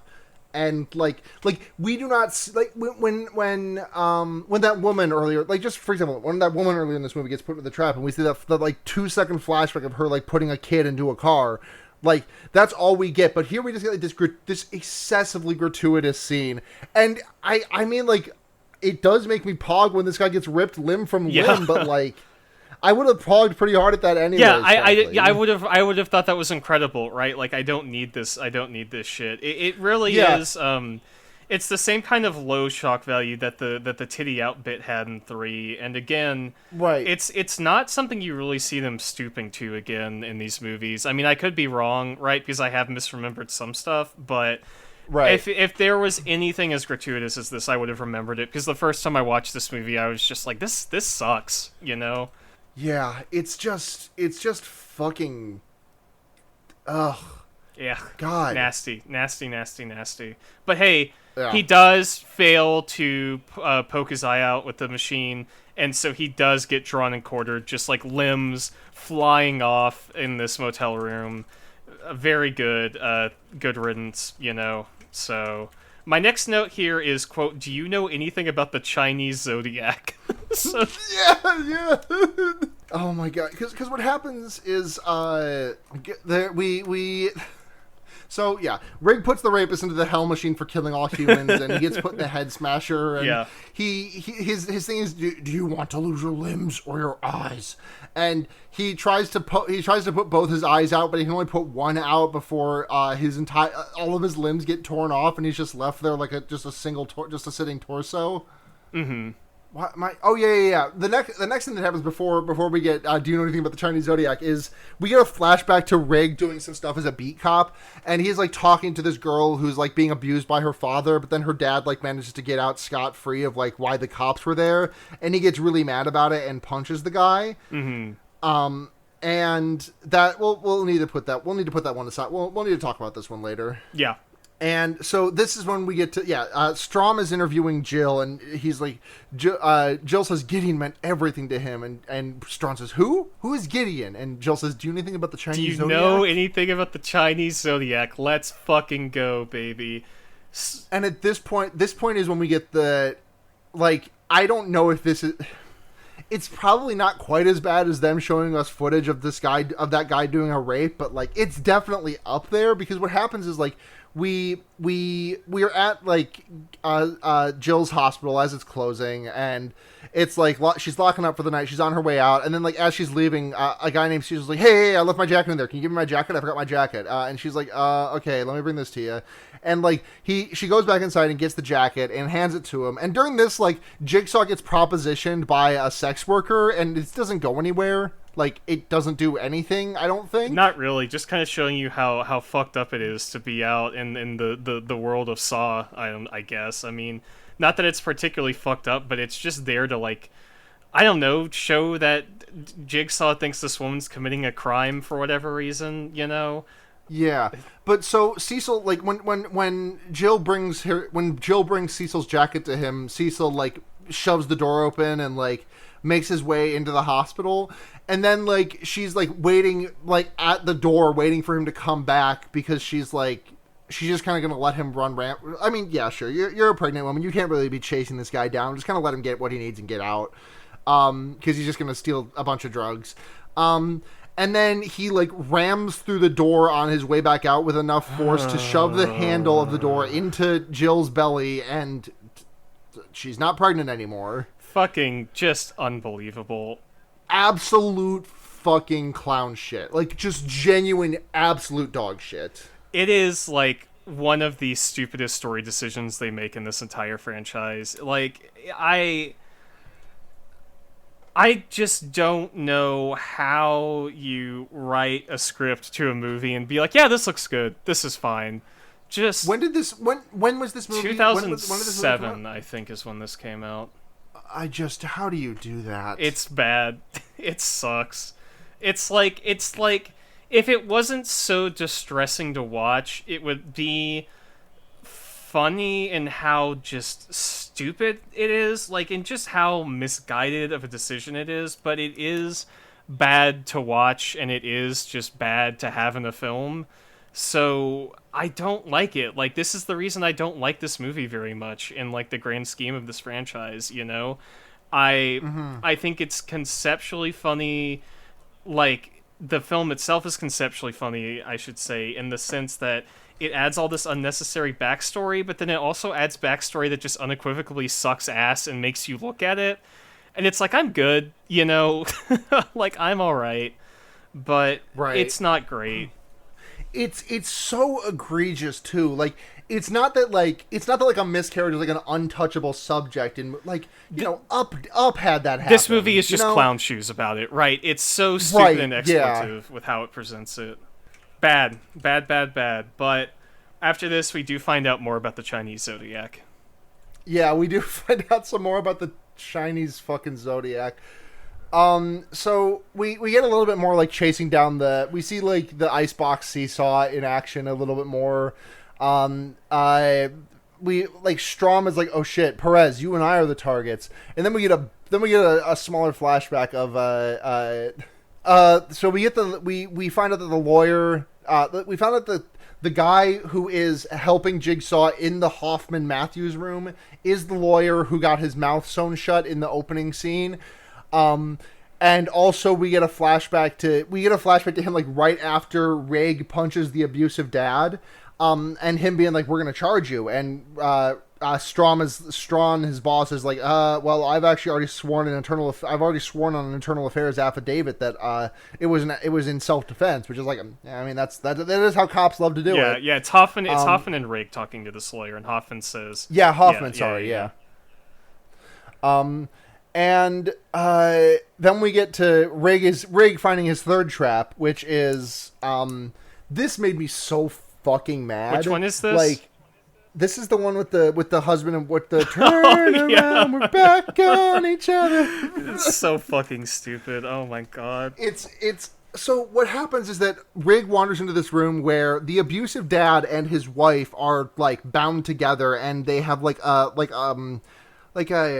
is it? Like it's an iron rod, a wrought iron rod. They're connected back to back in this like big leather vest hanging from the ceiling, and they've had these big rods shoved through their body. On the wife, like they're non-lethal, but on the man, they've been shoved into like lethal arteries. So the whole conceit is that she has to pull the rods out of herself in order to save herself, but it will kill her husband.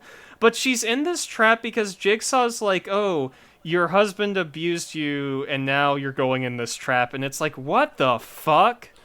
The thing that drives me insane about this, particularly, the thing that makes me, like, particularly go absolutely fucking hog wild about it is that, like, the thing is that this guy, we have seen this guy being abusive to his daughter as well. Yeah. And like the thing is that like it is never the fault of the abused that whatever the abuser's actions are never the fault of the abused. Yeah. But like the thing that would make more sense coming from Jigsaw to me is if he was like, you have stood by for years to let this man batter you and your daughter, and you did nothing to save her. You must decide now if you're going to save the man who's hurting you. But like the daughter is literally not mentioned. No, the daughter never comes up again for the rest of this movie, and it's literally he's just like, oh, you know, you this guy, you got abused for too long and you just didn't do anything about it. So you're in the trap. It's so frustrating, right? Because this movie is picking the right victims. Like, it's good to see people who are actual like criminals and pieces of shit be put in these traps, but then it gives justification for it that's just completely off the wall, where it's like, whoa, hold on, like, I don't know about this. So you see a flashback of her pulling the rods out. I mean, God bless this woman, she just fucking goes for it. Like, she does not hesitate. She says, she's like, oh fuck, an excuse to kill my husband in what is ostensibly self-defense? I'll fucking take it. Yeah, absolutely. And then we see Rig in the present day finding her, and that's pretty much it for that trap, right? Like he's dead. The thing is that like another Jigsaw plays and Jigsaw's like, has she learned the error of her ways? Which made me fucking go fucking absolutely ape shit. I just fucking... Maybe they should have let Leigh Whannell write this one too. That's all I gotta say. Maybe they just should have kept him on for this one. Really? Like, truly and honestly, they should have. Yeah. I wonder who writes Saw 5. I know that the guy who directs Saw... Who wrote this one? Fucking... Patrick Melton and Marcus Dunstan checks in. Patrick Melton, enemy of the podcast. Marcus Dunstan also wrote he wrote the screenplays for all of them. Yeah, from this going forward. Yeah, I'm now seeing that they are kind of a D&D type situation on the remainder of these films, but none of the other ones are as bad as this one is. Like, maybe, I don't know, maybe they just realized they had to go all in on the plot bullshit. Maybe they realized they were just doing... These guys also wrote The Collector, which is a movie that I've kind of wanted to do for a while on this podcast. Yeah, they wrote Feast, which I've seen. Is it good? It's okay. It's been a really long time since I've seen it, but I remember it being like schlock, you know, like pretty all right. Yeah. They also directed Piranha 3DD. Great. God, I watched the first 2/3 of Piranha 3D and was like, this is great, but I have to go to bed because I'm really tired, and then I never finished it, and that was like 2 years ago. It's like that sometimes. So what shakes loose after this whole fucking what is that thing where you have the barrel and you like put the swords into it and it's like a game? Because that's basically what this trap is. The barrel and you put this... pop-up pirate. Yeah, pop-up pirate. After this pop-up pirate ass trap, isn't this where they go? Where the police show up? This is where Rig receives a note that says "Go home," but the G is a different font than everything else, and we get like a flashback to a bunch of G's that have occurred in this movie, and it's like, oh, Gideon meatpacking plant. Yeah. But so they get to we cut to a little bit later when the cops are investigating this room where Rig just was, and while they're in there, one of them sets off a trap that launches a spike through the face of another cop who's just like collecting evidence. It's out of nowhere. It's out of nowhere. Like Hoffman or someone is well, not Hoffman because Hoffman's in the seesaw Strawn, trap. It's Strawn and Perez. Yeah, one of them is like messing with this mechanism. There's just like this really quick cut to this spike going through someone's head, and it's like, oh, all right. Did we? Yeah. Has the flashback to John at the fucking festival happened yet, or is that later? That's coming up soon. Okay, good. Because next we have to go to the off-bis. Yeah, we have to go to the off-bis. What is the deal? Why is it the off-bis? Why is it? Because it's where Billy is. Or not Billy. It's what's the other name? Bobby. Yeah. It's Bungie. It's Bungie. Yeah, to Bungie. me. Bungie the puppet. Bungie from Winter Soldier. Yeah. But so they like the Jigsaw says like, "Hello, Agent Perez. You must go through that door if you wish to survive." And then Perez just kind of stares the doll in the face for the next 15 seconds until it explodes and kills her. Yeah, it blows up and it puts a bunch of shrapnel in her face. And I think the idea is that we're supposed to think she's dead, but later on, Strom is like she's fighting for her life or something like that. So. Does he say that He in does. this movie? Yeah, he does. I do not. He okay. does. But All right. I don't want to gloss over the fact that when they lock into the office, Billy the puppet is set up like he's waiting for a grinder date. He is sitting in the middle of this empty room in a chair, surrounded by like gently lit candles. It like them opening the door to see him is probably one of the funniest shots in this entire franchise. He's waiting to get his cheeks clapped. I mean, can you blame him? You know, he's gonna. No. He's waiting around. He's got his candles lit. He's late. He's waiting for Slappy from Goosebumps to come through. I mean, they don't call him Slappy for nothing, you know. Right, exactly. He's called Slappy because that's the sound his balls make when He's slapping those cheeks. I mean, I don't know. Yeah, what can you say? What do you want? Strom just like storms into the interrogation room with Jill, and it's like, where the hell is Art Blank? Art Blank. Also, I just gotta say that is the funniest. It's such a one funny of the funniest name. names. Like, why did they name him Art Blank? Art Blank? And like the subtitles clarify that it is not like BLANC, like a Mel, for example, like a Mel Blanc. It's Art Blank, as in like, oh fuck, we did not fill in this. We did not fill in this Mad Libs. We did not fill in this Mad Libs slot. So I guess his name is Art Blank. Art forgot to fucking finish the draft of my screenplay. And this is just like one more thing that like stacks up against the misogyny of this movie. Like there is like Strom like pins Jill to the wall and like gets really up on her in a way that is like just extremely uncomfortable to me. Yeah, he's doing the Batman Dark Knight "Where is she?" bit on. I can't point to anything in particular about this that makes it stand out, but like I just like in this movie with all this sexual violence and just like other violence that happens towards women in this movie, I just like I look at this and I'm like, what are you doing here? If it had happened on its own, it wouldn't be that remarkable. But just like the movie, but the movie with everything else that goes on. Yeah, the movie has told on itself enough already that it's a little uncomfortable. I agree. Right. Okay, so now. Now we get a flashback to John and Art having a fight where John was providing low-income housing to the community, but Art will not finalize the deal unless John agrees to sign on for as an engineer going forward, because the people love his designs, I guess. Everybody loves John Kramer. Yeah, everybody loves John Kramer and his cool art houses that are affordable housing. And John blamed his wife for having a miscarriage happen to her, and that strained their marriage. Yeah, which great shit. Strom is just like interrogating Jill with his bloody shirt still on, which I just thought was funny. And then we get a flashback to Jill's like, he just changed after all that, because then we get a flashback to John. The miscarriage happens. John gets a cancer diagnosis and then survives a car crash, and then Jill confronts John in his, what are these fucking names? Also, by the way, I'm sorry, but just like the main character and his wife are John and Jill. It's just really funny. Like that's almost the president of the United States and his wife. Damn, our president and his wife are really named Joe and Jill. They sure fucking are, huh? Adam Sandler was trying to warn us with Jack and Jill. He just got the name wrong. Yeah. Right. So, Jill confronts John in his warehouse. Like, why do you have all these pictures of Cecil everywhere? And John is like, I don't Cecil not to take his life for. You know what? You know what's fucking up my voice? It's doing the John Kramer voice. That's what's doing it. Right. Here, I'll do it. He's like Cecil he doesn't appreciate his life, and I'm gonna put him in the fucking hot seat. Get it? Ha ha ha. I'm doing puns now, Jill. You wouldn't understand. This isn't a phase. This is who I am.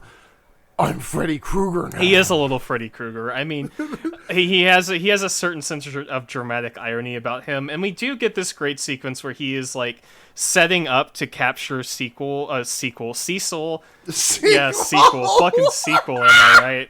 I'm talking about fucking sequels. So this happens. We get a great scene where he's like getting ready, and we actually see him making his fucked up voice on the tape recorder, where he's recording himself and like rolling it back to make it sound fucked up. Like he's doing like the fucking fucking Parappa record scratches. Yeah, like, you took your life for granted. Parappa, don't take your life for granted. I won't take my life for granted.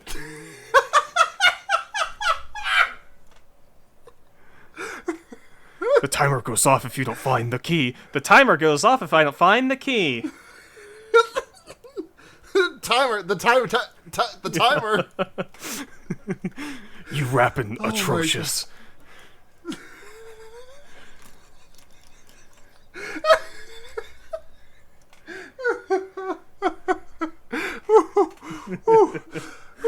So this is this where he goes to the street festival? This is the So Chinese New Year. one fair, of the yes. reasons that this franchise is so endearing to me, despite how awful it generally is at every given term, is because it is probably the only series of movies in existence that I can think of that actively George Lucas's / J.K. Rowling's itself as it's happening.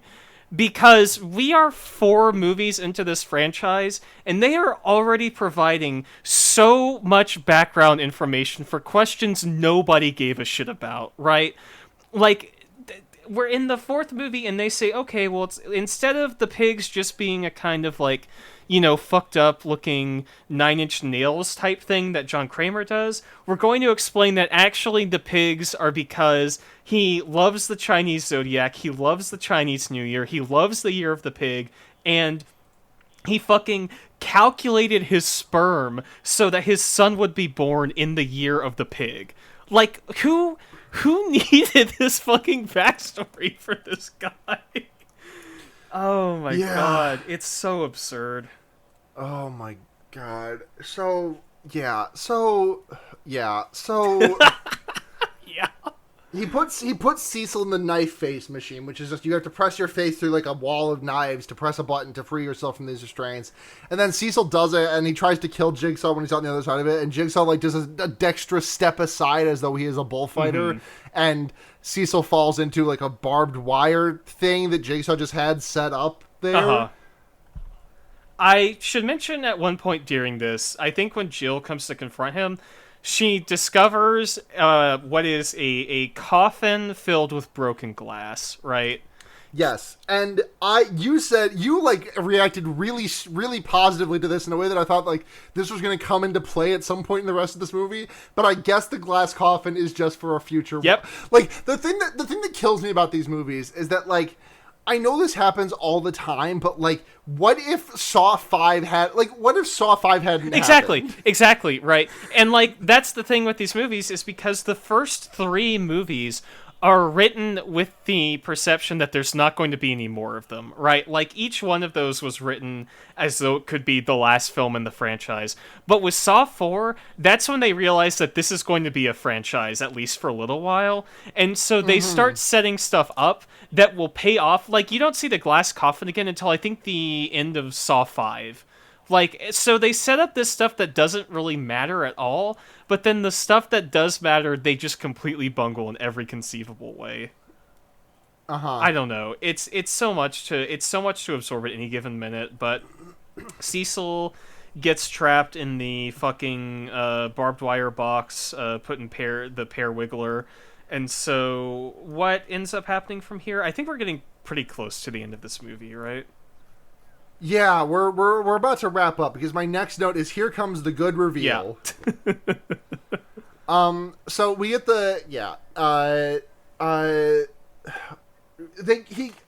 Art Blank gives Matthews a gun for some reason. I'm not particularly sure why, but he does. And this is when we get the reveal of Mickey's Dick Smasher. Yeah, he hands him the gun. I think the whole implication is that he's testing him, where it's like, oh, you know, you can shoot me to get revenge, but then you won't get out of this, right? I think that's kind of the implication. Or he says, I mean, I can ride with that. Like, that's enough of an explanation. Yeah, for me. I mean, it's. I feel like I'm grasping with this sometimes, but he looks up after he gives. It's the Saw franchise. Of course, you're grasping. Yeah, yeah. So he looks up above Matthews, and Art Blanc sees these like two. No, not Art Blanc. Uh-huh. Art Blank. Blank. Art This Blanc. man is not French. This man does not have a last name. Yeah, that's true. Art Blank. He looks up and he sees Mickey's Dick Smasher, two giant blocks of ice attached to this like hammer mechanism that for some reason, despite being in this warehouse for 90 minutes, none of them have noticed at this point. And so not even Art, who like had to like set that mechanism did up. he? I don't know if he did, is the implication. I think that Well, like he says he keeps. I guess like maybe he did. No, he had to have known about it, right? Because he keeps talking about like, oh, you better hope he doesn't open the door. I have no fucking idea. Like, I honestly don't know. This is a movie where you're supposed to do cool Jigsaw PogChamp at the reveal in the last 12 minutes and not think about... And I do! Yeah, that's the fucking thing. This movie sucks, but the last 12 minutes of this is, like, some of the nuttiest content in the entire Saw franchise. Like, they really fucking go for it. The thing is that, like... I this is the fucking Boss Baby tweet here, I know, but like at the end of every Jigsaw movie, the end of every Saw movie makes me feel like the end of every Higurashi. It makes me feel like the end of just... every Danganronpa trial. Yeah, where like they put on fucking class debate Son, and Hajime explains how Kameda was able to suck his or not Kameda, fucking Komeda. Yeah. Komeda, yeah. So you know what I mean, but it gives it triggers that exact same rush of serotonin as those games do. Before we came to this island, Komeda got rib removal surgery. Yeah. You have to do the fucking fill in the word blank for the words rib like removal surgery. You shoot the bullet and it says rib removal surgery. Yeah. Oh, that's why the fucking Saw movies, they made some really shitty Saw video games, but the Saw movies, like, they would be best adapted by Telltale. Like, legitimately, these are Telltale movie games, like game movies, where they are so focused on the intricacies of plot and character relations that the only studio I think could ever do it justice is something like that, where it's entirely a story-based game with like quick time events on the traps or something like that. Right. Oh, do God. we even want to like try to explain there's like three twists at once here? Yes. So the twists that happen are, if the door opens, then Matthew's head will be crushed, and this will kill Hoffman by lowering him into the electrifying zone. And Strom arrives at the building, and he hears a loud crash, which is, well, we find out later what that is, but we'll get to that. We also see Art Blank take off his jacket, and there's like a machine strapped to his back. Yeah, he has like a fucking. We don't actually ever see it go off, but. It seems like it's like a neck pincher or something, right? Like it's gonna like clamp down and like sever his spinal cord or something like that. But okay, yeah, sure. Yeah. Here we go. Saw Wiki spine cutters. Gotcha. Yeah. Okay, gotcha. Okay, so he's got a spine cutter on, and he is also just being employed by Jigsaw. And then we cut to Jeff from the last movie, who's still here, and he's like wandering these halls, and I'm like, oh shit, Jeff got out. You were like, oh, Jeff is still hanging around here, and I'm just sitting over here doing like evil face, like hands in front of my mouth, you know. And then my next note is like, is Amanda alive? Because like I hear her talking, and then it cuts to the room from the end of Saw 3 when Amanda shoots Lynn and Jeff bursts through the door and shoots Amanda, because this movie is contemporaneous with Saw 3. This movie is taking place at the same time as Saw 3. Yeah, it's so good. It's such a good twist. Yep. And then Rig like busts in through so Strom, at the same time Strom opens the door to where Jeff is and is like, hey, what the fuck's going on here? And Jeff's like, where's my daughter? I'll fucking kill you. And then Strom fucking just domes him. Yeah, times. Like Jeff points a gun at Strom, and Strom just immediately drops this dude. And hey, guess what? Yeah. We still don't know where his daughter is at the end of this movie. Yeah, I mean, yeah, because this is the end of Saw 3. Remember also. last week when we watched this and I was like, hey, you might want to keep in mind the ending of Saw 3 is like the most important moment of this entire franchise. And Is every fucking Saw movie from here to are the next two Saw movies also going to end with Lynn catching a bullet in the stomach and her head exploding with a shotgun no, collar? this is as far as I know the only one that's like contemporaneous, but in all of the other Saw movies, at least in Saw 5 and I think definitely in Saw 6, either retconning the ending of 3 or branching out from the ending of 3 becomes a major plot point in both of those. God. Yeah. We go back to the Hoffman Matthews room, and Rig is like, all right, I've got a button here that will release us all. I just got to wait until the timer's over to press it. And like the timer's ticking down from 10 seconds, and like Rig rounds the corner and sees the final test written on the door. And he busts through the door, with like 2 seconds, with like 1 or 2 seconds left on the clock, and this causes the Mickey's Dick Smasher to activate, which crushes Hoffman's head and explodes it like a watermelon. Matthews' head. Matthew, sorry, not Hoffman's fine. Yeah, we gotta preserve those dick sucking lips for the sequels, you know. Yeah, he needs to slurp. Yeah, gotta slurp. Born, what is it? Raised to cop, born to slurp. That's Hoffman's motto. Born to slurp, raised to cop. Yeah, basically. But yeah, and then it turns out all I want is to give mop. we get the absolute. So these movies have all done this so far, where as soon as the twist gets set into motion, they do like a big flashback from all the stuff in the movie that reminds you of what the twist actually is. And this is probably the funniest one in the entire Saw franchise because you know what it feels like. You know what it feels like What? to me. Have you seen Arrested Development? Yes, yeah. And that's why you don't argue. Exactly. Yeah, because literally he opens the store, he kills Eric Matthews, a gun goes off, like Art Blank dies, and the whole the flashback starts with like every single time a character in this movie has told Riggs not to go through an unsecured door. So the moral of this story is that Riggs has to stop going through fucking doors. I told you about doors, dog. I warned you, bro. It's so much. Yeah, it's just like this rapid fire montage of the SWAT man being like, Rig, don't go through that door. Hoffman being like, Rig, you really shouldn't have gone through that door. Like his wife, like, Rig, I'm about to walk through that door. Fucking like just it's so stupid. Oh my god, just brain genius stuff. Brain genius filmmaking.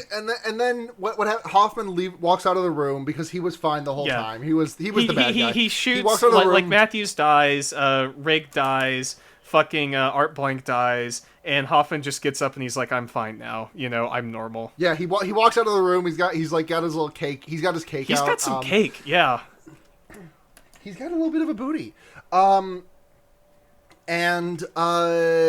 Yeah, Hoffman walks out of the building, leaves Rig to die, and then on his way out, he locks Strom in the hell room where Jigsaw, Amanda, and Lynn's corpses are from the last movie.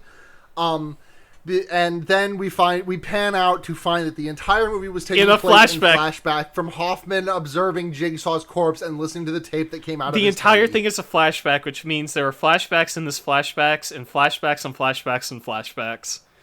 Yep. Just I thought that the flashbacks were only double nested this time, but they were actually triple nested. Jigsaw fucking got me. They fucking got you. Hoffman having a flashback to plot events he was not privy to, and then having flashbacks inside of those flashbacks. The whole thing taking place inside of Hoffman's brain, like fucking General Hospital or whatever that one show was, where the kid looks at the snow globe. Saint Elsewhere. Yeah, totally.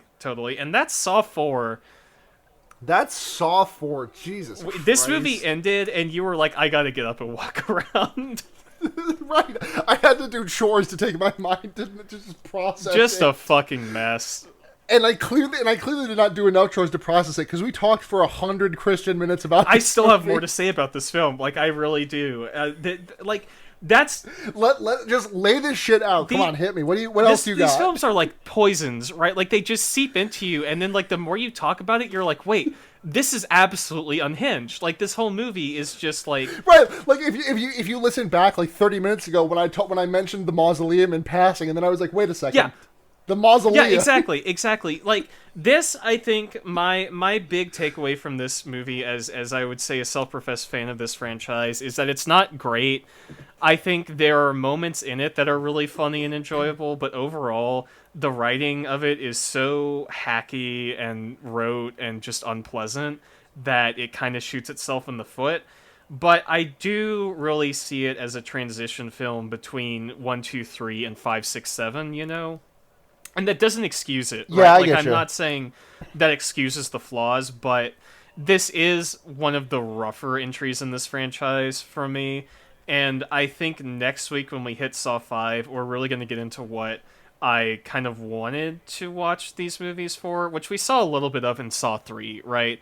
Like, the reason Saw 3 is so good is because so much of it functions on these weird dysfunctional villains in this world, like Amanda and Right. Jigsaw, and that's basically what Saw 5 and 6 are. And so, I'm excited for that. I'm excited for the shotgun carousel and yeah, Saw good 6. trap. But Saw 4 is fine. Like, it's not fine, it's bad.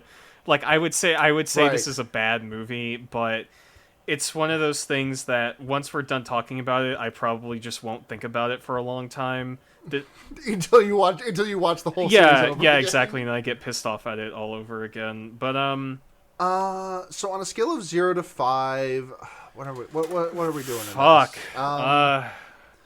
Let me because I delete my notes as I go so that I can just keep a better eye on the keep better track of what's going on. On a scale of 0 to 5, yeah, you know what? Let's say on a scale of 0 to 5, Gideon's meatpacking factories. How many meatpacking factories are you going to give this one? As a Saw fan, as a fan of this franchise, I cannot give this movie more than a 2 out of 5. But I'm down at like 1. I would say personally, 1.5 but is yeah. more accurate. Yeah, if I was not so brain poisoned by this franchise, I would give it a 1.5, and I think that's about what it deserves. But there are still parts of this I laughed at. There are still parts of it that I think, like, when you meet this franchise on its own terms, work really well for it. But just the overarching narrative and the exploitation of it and the I think the thing is that like sorry to interrupt. no, the exploitation like of it the and, exploitation and just the shitty writing really make Right. it an unpleasant experience for the most part. I think if I had come into this movie without having seen Saw 3 in such recent memory, like if September was like instead Saws 4 to 7 instead of Saws 3 to 6, and we came in with this, I would be like sitting here thinking like, fuck, do I gotta cancel this fucking Yeah. month? Like, do we just have to do different movies? I think the fact that the Saw 3 inured me, like Saw 3 injected me with a little bit of venom, and this one was just like a full on fucking snake bite. Yeah, this one's pretty rough. Like, that's also why I wanted to get 2 out of the way first, right? Because what if we had done this and it had been Saw 2, 3, 4, and 5, right? Like the two, basically the 2 worst movies in the whole franchise, and then like 2 pretty okay movies, you know. Yeah. So I don't know. This one's rough, but next week will be better for you and for me and for this whole excursion, I think. I'm excited. I'm excited for Saw 5. We got a couple of questions. This one is from PR the Disaster. Not asked on the Twitter. This one's just through Discord.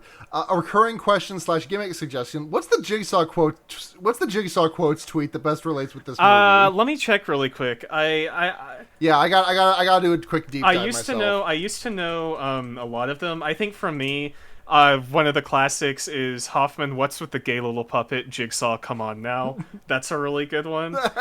Like, the thing about Jigsaw quotes, and I think we talked about this either last time or on our Saw 2 episode, is that it is such a pitch-perfect representation of the comedy of this franchise and, like, the way the characters speak and interact, that it's like a very, very accurate, I guess, parody of the bullshit in these movies. But I think the Hoffman gay little puppet one is really appropriate for this movie because we get Hoffman and we get the gay little puppet. I don't know if there's much else that comes into my mind. I know that Jigsaw quotes does have like movie specific tweets. I feel like this is kind of a good one from June 23rd, which is Jigsaw in the recording studio. Hello, Tony. For years you've stood by when others needed your help. And then Amanda, no wait, sorry, my notes are wrong. Tony actually helped a lot of people. Okay, start from the top. Hello, Tony. For years you've helped too much. And that's basically what this movie is. Right. Yeah. Oh my god. Yeah. We have another question from friend of the pod, at Emily Hammersley, who asks, are there any saws in this movie? And I don't think there. You hear one because you hear Jeff say, "I forgive you, Jigsaw," and then cutting his throat open with that buzzsaw. I forgive you, Jigsaw. But I do not think we. But I do not believe that we see a saw. We do see one at the very beginning. We see a seesaw. We see one at the. We see a There seesaw. is a seesaw. There is a seesaw. We did seesaw. But there is actually, I guess if you consider a medical saw a saw, we do see them saw open Jigsaw's skull at the beginning during the autopsy scene. Yeah, true. So technically, yes, there is a saw and a seesaw. We seesaw and we saw a seesaw. Yeah. Oh, God. Okay. So that's it for this episode. God, these are just getting longer and longer. Our fucking Saw 6 episode is going to be 12 hours. So... Lost in the sauce. Morgan, where can we find you? Yeah, Lost in the Sauce. Lost in the Sauce. I'm on Twitter. I'm on Twitter at CurseGoat. I'm on Letterboxd at SewerPeak, P-E-A-K, if you want to see what the kind of shit I'm watching as I watch it. And I am also on the podcast Emoji Drome with Sylvie.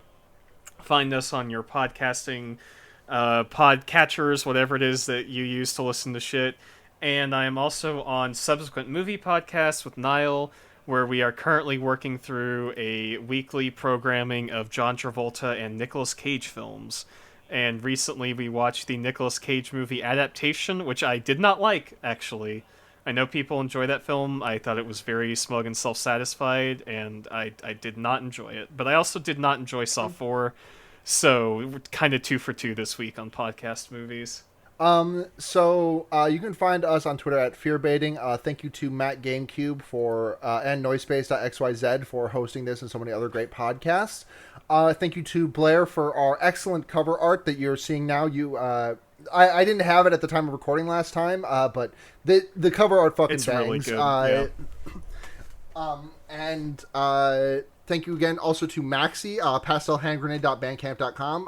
Maxi made our excellent intro music, our special intro music for this month, which is, it's a shame because I don't think I'm going to have an excuse to use this music again except for when we do Spiral and Jigsaw. Though, to be fair, I also do commission a new theme from Seda every year. Well, so yeah. Well, for you'll get a few more uses out of it. I'm sure, yeah. But yeah, pastelhandgrenade.bandcamp.com for more of her music. Did you want to do recommendations really quick, or has this gone on long enough? Oh God, I completely forgot. I completely fucking let's do recommendations. Do you have anything, or do you want me to go first? I've got one really quick. I'm going to recommend Open RCT2, which is like an open source modification engine for Roller Coaster Tycoon 2. I have been playing a lot of Roller Coaster Tycoon this last week. It has become my new listen to podcast type game, you know. And if you have that game, if you have it on Steam or if you have the files, OpenRCT2 is a really cool integration. It's the one that lets you do online multiplayer with people, and if you're streaming, you can put people's usernames in the park and shit like that. It just has a lot of minor quality of life improvements, and I have been enjoying playing it quite a bit because I love that game. Yeah.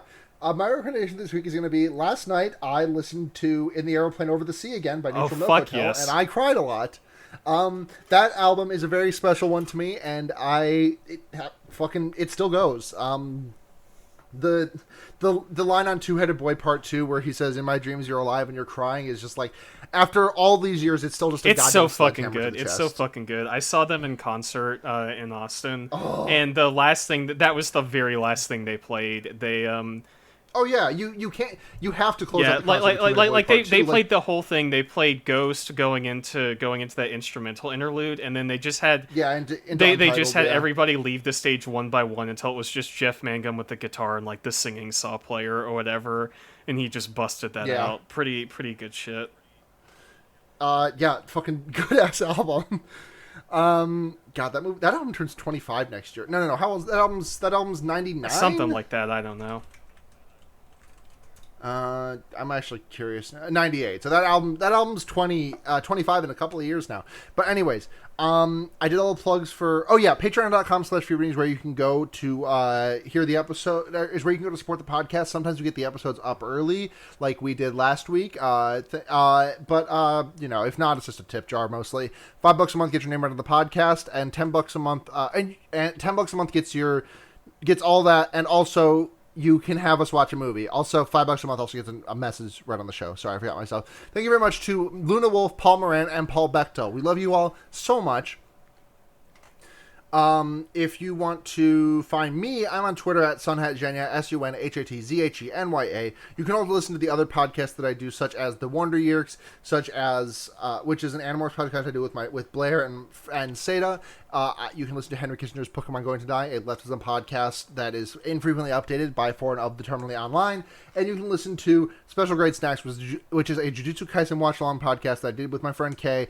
And also I've got a couple more irons in the fire that are coming out later this year. Probably not too long from now, honestly. I got to start fucking buttoning that shit down.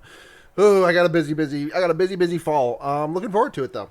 So, I think that's everything. So, until next time, I'm Sarah. I'm Morgan.